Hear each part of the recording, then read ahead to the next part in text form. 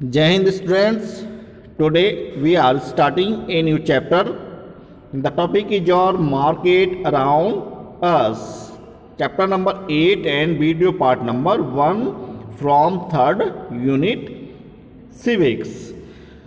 The topic is your market around us. So students, today we will discuss about of the several types of the market which are around us. And you know about of the several types of the markets around you. Look in a daily life, तो आप लोगों के आसपास इर्द गिर्द बहुत सारी ऐसी जो मार्केट हैं, बाज़ार हैं, लगाए जाते हैं और डिफरेंट टाइप के जो शॉप्स हैं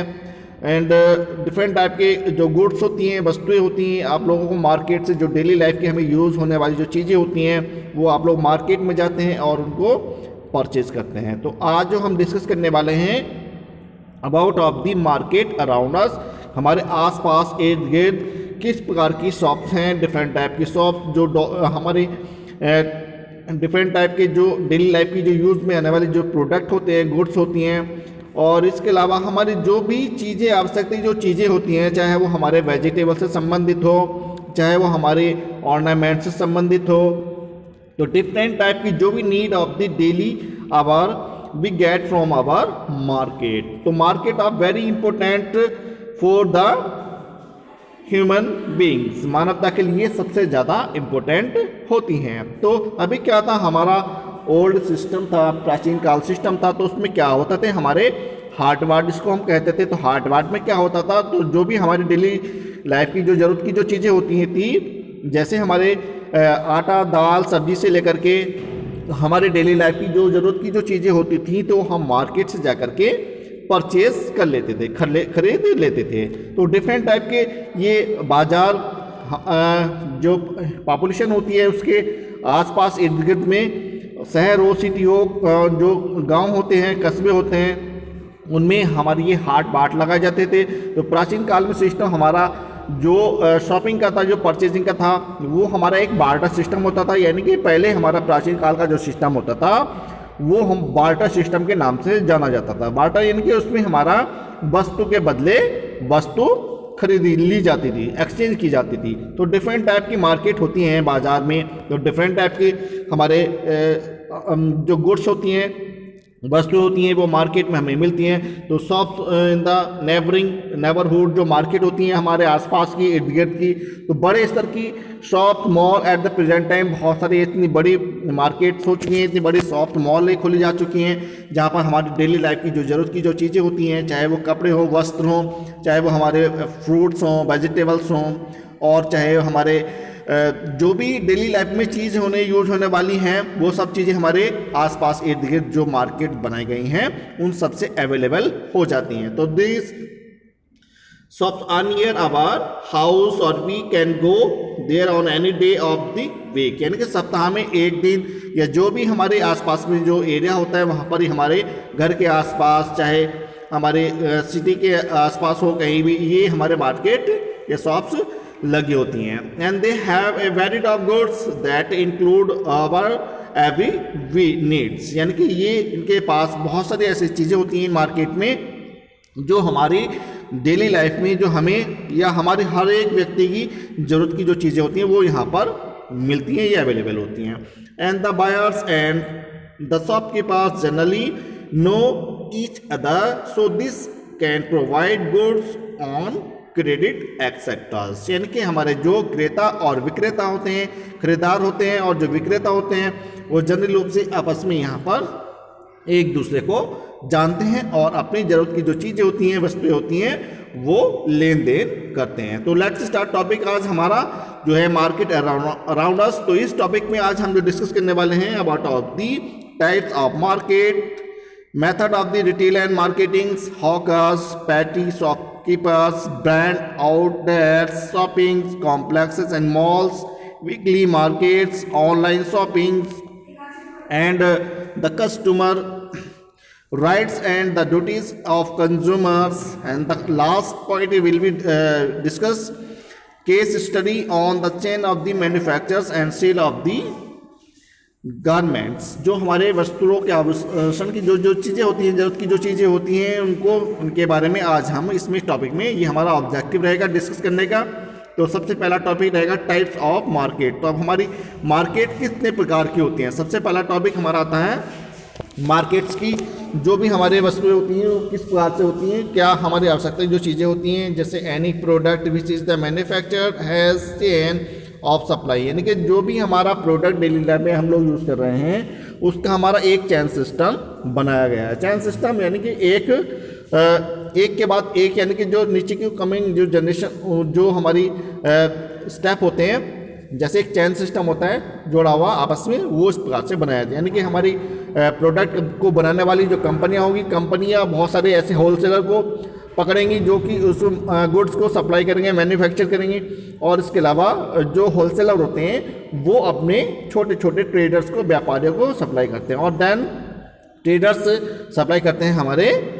जो छोटे छोटे रिटेलर होते हैं, फुटकर होते हैं, then we get from our retailers. ठीक है, तो इस पर से जो प्रोडक्ट हमें मिलता है ये एक चैन सिस्टम में बना होता है, तब ये हमारे पास आता है। और इसके अलावा जो भी प्रोडक्ट हम लोगों को मिलता है उसमें हमारे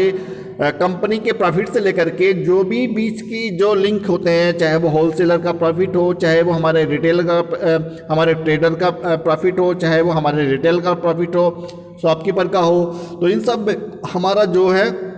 प्रॉफिट इंक्लूड करने के बाद हमारे उस प्रोडक्ट पर क्या होते हैं, एक एमआरपी लगा दी जाती है, यानी कि जो उसकी गुड की प्रोडक्ट की प्राइस होती है, कीमत होती है, वो उस पर स्टैम्प कर दी जाती है। तो दिस इज आवर प्रोडक्ट जो पर उस पर एमआरपी रेट डाला होता है। तो इसमें भी हमारा जो इंडिविजुअल बेनिफिट होता है, प्रॉफिट होता है, तो हमारा शॉपकीपर उस पर भी हमें लेस कर सकता है, क्योंकि वो इंडिविजुअली रूप से उसमें इतना प्रॉफिट ऑलरेडी दिया गया होता है, जिससे कि हम उसके प्राइस पर भी अपनी डिबेट कर सकते हैं, डिस्कस कर सकते हैं, और इस प्रकार से हमारा प्रोडक्ट मार्केट में लॉन्च होता है और तब वो हमें प्रोडक्ट मिल पाता है। तो this is the chain system of our company, ये हमारे कंपनी का चैन सिस्टम होता है। एंड नॉर्मली रूप से मैन्युफैक्चर में भी also have stages of the processing but we shall consider the finally product only, यानी कि ये हमारा प्रोसेसिंग सिस्टम होता है जिससे हमें फाइनली रूप से जो हमें प्रोडक्ट मिलता है, तो इसके पीछे एक बहुत बड़ी चैन सिस्टम जुड़ा होता है। तो the product which the company producers are moved to huge store call the warehouses, यानी कि जो बड़े स्तर पर जो स्टोर होते हैं जहाँ पर गुड्स को कंपनियाँ जो अपने प्रोडक्ट को बना करके स्टोर करती हैं, तो as per the demand of the goods and item is sold to the wholesaler who buys things in bulk, यानी कि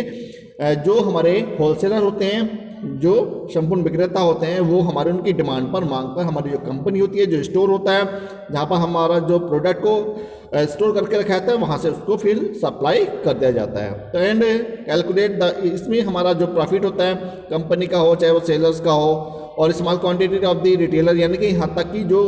उसकी जो अंतिम जो विक्रेता फुटकर विक्रेता होती है, वहाँ तक कि उसमें क्वांटिटी, उसकी मात्रा उसमें ऐड कर दी जाती है। तो the retailer adds of the profit and then sell it is the consumers, यानी कि इसमें हमारे होलसेलर का प्रॉफिट भी हो गया, ट्रेडर का भी हो गया, रिटेलर का भी हो गया, and then we get as a customer के रूप में, जो ग्राहक के रूप में वो हमें मिलता है। तो उससे प्रॉफिट सारा मिल करके हमारा शॉपकीपर हो चाहे वो रिटेलर हो, होलसेलर हो, सभी को ये हमारा प्रॉफिट इसमें चला जाता है। Normally as per the Indian law all manufactured goods are suppose to be labelled with the maximum retail price. अब हमारे भारतीय कानून के आधार पर जो भी वस्तुएं बनाई जाती हैं उस पर जो लेबल मार्क लगाया जाता है, मैक्सिमम रिटेल प्राइस का लगाया जाता है, यानी कि उससे अधिक कीमत पर कोई भी गुड्स, कोई भी प्रोडक्ट सेल नहीं किया जा सकता, बेचा नहीं जा सकता। This means the price of the item include all cost of the transportation, इसमें हमारा जितना भी ट्रांसपोर्टेशन संबंधित एक्सपेंसेस हुआ है वो सब इसमें इंक्लूड किया जाता है। Losses of the damage insurance, और इसके अलावा जो भी कुछ डैमेज होता है, कोई भी नुकसान होता है, तो इंश्योरेंस भी इसमें ऐड करके उसके लिए इंश्योरेंस व्यवस्था लगाई जाती है। तो this is our types of the market, this is the processing of our marketing and transist and all of the profit of the manufacturers, the wholesaler and retailers, short-term retailers do give concessions as the actual cost में be for less than the printed MRP, यानी कि जो हमारी वास्तविक goods जो prepare की गई हैं उस पर हमारा जो रिटेलर होता है उसको हमारा कंसेशन दिया जाता है कंपनी के माध्यम से, एंड एक्चुअली कॉस्ट में be far less than the printed MRP, यानी कि जो प्रोडक्ट की MRP दी गई है उससे हमारी उसकी जो कीमत होती है वो कहीं अधिक दूर होती है, यानी कि उसमें हमारे बहुत सारे जो प्रॉफिट है कंपनी के बीच के जो लिंक हैं, जो चेन सिस्टम बनाया गया उनके प्रॉफिट इसमें ऐड होते हैं, and then we get the MRP rate, पर जो हमारे वस्तु का गुड का प्रोडक्ट का जो MRP रेट पड़ा होता है उसके आधार पर ही वो हमें प्रोडक्ट मिल पाता है। And let us now see types of market and how the differ. आइए अब हम डिस्कस करते हैं कि हमारे जो कितने प्रकार की मार्केट होती है, बाजार होते हैं, और ये किस प्रकार से भिन्न होते हैं। तो there are various types of market, there are the wholesaler market where most shopkeepers buy goods in the bulk and sell good the smaller trader. तो हमारे बड़े होलसेलर विक्रेता होते हैं, and then the retailer traders, तो ये सब हमारे गुड्स को प्रोडक्ट्स को परचेस करते हैं और तब इसको मार्केट में सेल करने का कार्य करते हैं। तो इसमें हमारे बहुत सारे स्मॉलर विक्रेता होते हैं, गुड्स होते हैं, ट्रेडर्स होते हैं, and you may be have heard about the mandis where the agriculture product is sold away in bulk by the farmers and the wholesalers purchase it and move it in their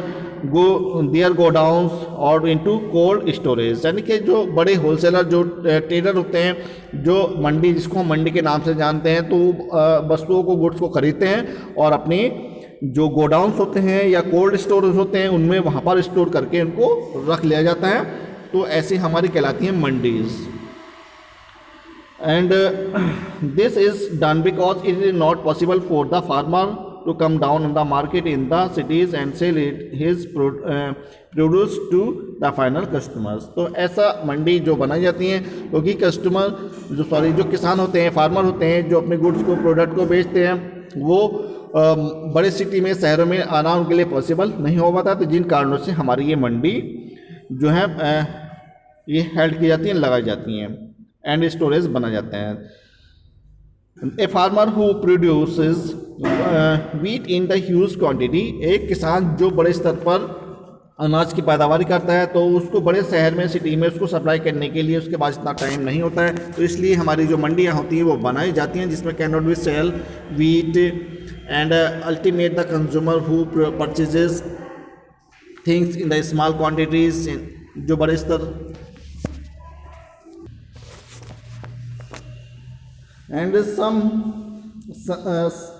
same is the situation with the manufacturers. They produce goods in the large quantity and they cannot sell it at the retail shop themselves। यानी कि कभी कभी क्या होता है, जो किसानों के पास ऐसी सिचुएशन, ऐसी स्थिति बन जाती है कि जो बड़ी मात्रा में जो प्रोड्यूस करते हैं खेती बाड़ी को, अनाज को, और बड़ी मात्रा में उसकी क्वांटिटी को वे रिटेल में उसको शॉप पर सेल नहीं कर सकते हैं। तो this explain the role of the wholesaler. तो इसमें हमारा जो होलसेलर होता है ये एक बहुत बड़ी भूमिका निभाता है, और इस प्रकार से उसको सस्ते दाम पर, सस्ते दर्जे पर उस अनाज को किसानों से वो परचेज कर लेता है और उसको बड़ी मात्रा में, ह्यूज मात्रा में उसको स्टोर कर लेता है। और इसका जो कभी कभी जो मुनाफा सबसे ज़्यादा ये होलसेलर उसको कमा लेता है। The wholesaler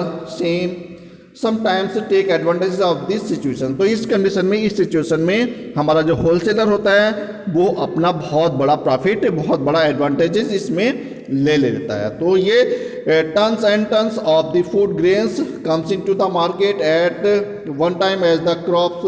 are based on season. यानी कि जैसे सीजन पर आकर के किसानों की जो फसलें तैयार होती हैं, तो उस कंडीशन में क्या होता है, किसान को अपने पैसों की आवश्यकता, रुपए की आवश्यकता होती है। तो उस कंडीशन में किसान बड़ी मात्रा में अपने अनाज को मंडी में या होलसेलर के पास उसको सेल कर देते हैं, बेच देते हैं। और उस कंडीशन में जो होलसेलर होता है बड़ी मात्रा में अनाज को अपने गोदामों में अपने स्टोर करके उसको रख लेता है और उसको फिर बड़े प्रॉफिट पर उसको बाद में बेचता है। तो इसमें सबसे बड़ा एडवांटेजेस जो है होलसेलर को चला जाता है। तो the farmer have no place to store it and also need to the money for the next crop and for the his own needs. लेकिन किसान के पास जो मजबूरी होती है कि उसके पास कोई दूसरा ऑप्शन नहीं होता है, क्योंकि उसकी ज़रूरत की जो सामान होते हैं, जो ज़रूरत की जो चीज़ें होती हैं, उसके लिए उसको मनी की आवश्यकता होती है और इसको अपनी जो फसल होती है उसको बेचना ही पड़ता है। और न ही किसान के पास इतना बड़ा स्टोर होता है जिस पर वो अपने अनाज को काफ़ी लंबे समय तक स्टोर करके रख सके। तो इस कारण में, इस परिस्थितियों में, इस सिचुएशन में फार्मर्स जो होते हैं वो होलसेलर को अपना ग्रेन, अपना अनाज जो है वो सेल कर देते हैं और इसका बेनिफिट, इसका क्रेडिट, सबसे ज़्यादा एडवांटेज जो जाता है वो हमारे होलसेलर को जाता है और उसको वो होलसेलर बाद में बड़े प्रॉफिट पर उसको सेल करता है। And you may have hear that there is a bumper crop of potato, onion etceteras. तो कभी कभी क्या होता है, किसान बड़ी मात्रा में फसल की पैदावारी करते हैं और उसको परिणाम स्वरूप जो उसके पास ऐसे जो सोर्स नहीं होते हैं जिससे वो अपने स्टोर करके रख सके कुछ समय तक अपनी फसल को, लेकिन उसके पास, क्योंकि उसको नेक्स्ट जो क्रॉप होती है वो क्रॉप ग्रो करनी होती है और उसकी ज़रूरत की आवश्यकता जो चीज़ें होती हैं उसको वो आवश्यकता के लिए उसको अपनी फसल को सेल करना ही होता है। तो इस सीजन में हमारे जो बड़ी मात्रा की जो फसलें होती हैं तो उनको सेल करना ही पड़ता है। तो इस प्रकार से जो इसका लेस प्रॉफिट किसान ले पाते हैं और सबसे अधिक प्रॉफिट जो होता है, वो एडवांटेज जो होता है वो हमारे होलसेलर को चला जाता है। द होलसेलर ऑफर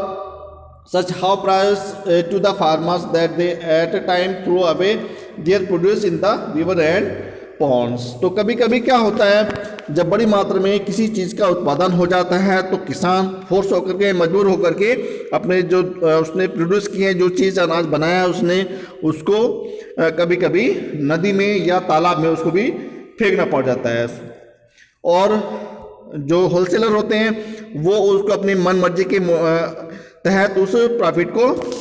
अपनी मन मर्जी के प्राइस पर उसको परचेज करते हैं। The wholesaler purchase only that quantity which they can store at it. In this manner they can use profit by the selling of the item and during the rest of the year when they are able to. यानी कि जो हमारे wholesaler होते हैं वो अपने मन मर्जी के प्रॉफिट पर, अपने मन मर्जी की प्राइस पर, अपने मन मर्जी की जो कीमत के आधार पर उसको परचेज करते हैं। और इसके अलावा जो होलसेलर होते हैं उनकी जो क्वांटिटी होती है, उनके जो गोदाम होते हैं, उनकी आवश्यकता के अनुसार जितना कि वो अपने स्टोर में उसको अनाज को इकट्ठा करके रख सकते हैं, उसी के आधार पर उसको खरीदते हैं और इन्हीं को वह मना कर दिया जाता है। और इस प्रकार से जो किसान मजबूर हो जाता है और उसको कम या सस्ते दामों पर होलसेलर को बेचना पड़ता है। तो इस कंडीशन में सबसे बड़ा एडवांटेज जो होता है वो हमारे होलसेलर को चला जाता है। तो इस प्रकार से ये हमारे मार्केट होती हैं, हमारे आसपास, हमारे इर्द गिर्द जो हमारी